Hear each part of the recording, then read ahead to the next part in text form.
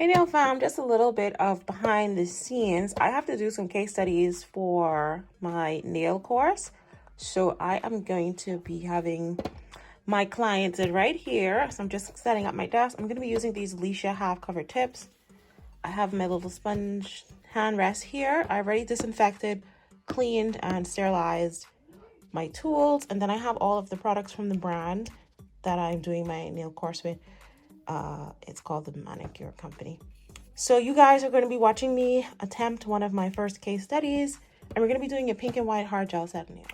Okay, so these are my little study notes here. I have to actually follow the exact method that they have inside the book. So I have to go by the book. So this is just the manual and all of the steps that I have to do. All right. So this is how our nails are looking. There is some fake nails on here. We're just gonna have to like soak them in some water and maybe a little bit of dishwashing liquid to kind of remove them. This was a nail hack, by the way. I put some sticky tabs on with some Makartt glue, and these been on for 8 days, guys. Cheap $2 nails. $2 nails, and they've been on her nails. Beautiful hands doesn't she have? So the first thing I'm going to do is clean my hand. Then I'll also clean my client's hand. Go ahead and rub your hands together for you, please, ma'am. And we're going to remove them off. So I'm going to come right back after I already take her nails off.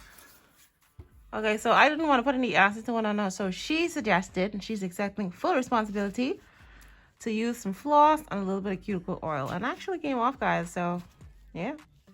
Want to know a little TikTok hack? Listen to your clients.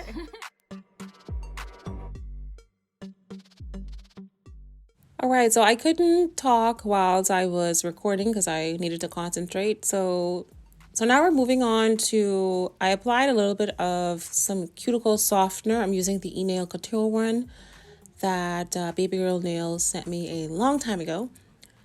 And I'm just pushing the cuticles back, and I'm also removing any dead skin that may be around that cuticle area.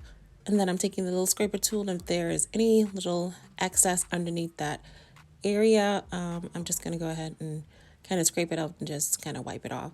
And I'm trying to be very careful because this tool is so sharp. And when the cuticles are soft, it's easy for them to also get torn and easily damaged. And you would not even notice until you see your client starting to bleed.